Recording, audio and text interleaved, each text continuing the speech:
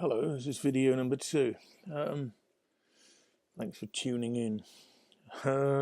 It's Sunday, the 28th of April 2019.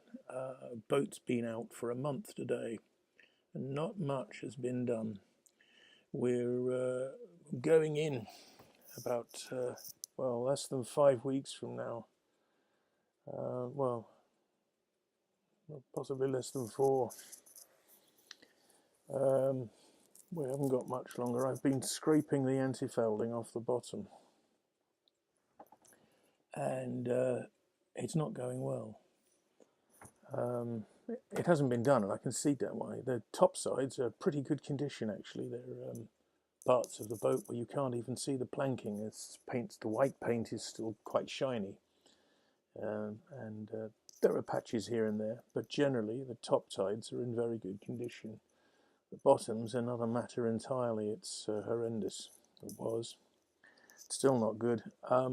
It looked like the surface of the moon. There were ridges and mountains and craters where, over the years, antifouling had flaked off, been scraped off, and presumably the yard staff had just painted over it. So in places it was over a millimetre thick, which doesn't sound like a lot, but when you're putting paint on in microns, it is quite a bit. In places it's been nearly 2 mil thick,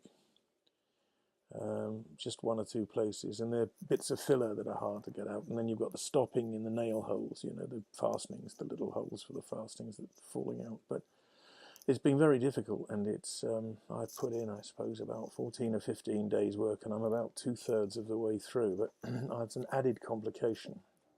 I found a couple of parts areas in the garboard strakes, on port and starboard garboard strakes, where the wood is decayed or very soft. I'm trying to find advice on that. It's been on the starboard side, just about amidships, just under the cockpit where the bilge is, which is full of water. I'm trying to mop it out. You can't get under the engine to get it. It's very difficult. And the bilge pumps won't take it all out. So there's a pool of fresh water, which is death to wood, isn't it? I think it's fresh water. I'm not prepared to taste it. It's disgusting. And there is an area of the strake where it's actually seeping through. So it could be that the wood itself is rotten. Now that in itself isn't going to be too much of a problem, providing the rot's not extensive. I can live with it for a short while. And the floors are okay if the floors are all right, but if things start falling to bits, and of course the keel bolts, which I think the keel bolts are okay. I think they were drawn not too long ago. There are streaks of rust on the ballast keel, which are obviously from the keel bolts, where the water's drained out. Hull's generally in good condition, but 1 or 2 areas of concern, and getting this paint off is very difficult, especially getting under the bilges. The turn of the bilge, you get in near the keel, it's very tight. There's an added complication, which was that because it was so tight and I couldn't see what I was doing very clearly, I was gouging the hull quite a bit. So to go easy on the hull, I thought it might be kinder to get some paint strips. So I went along and invested in some Interstrip. That was a huge mistake. International Paints Interstrip AF hasn't worked for me.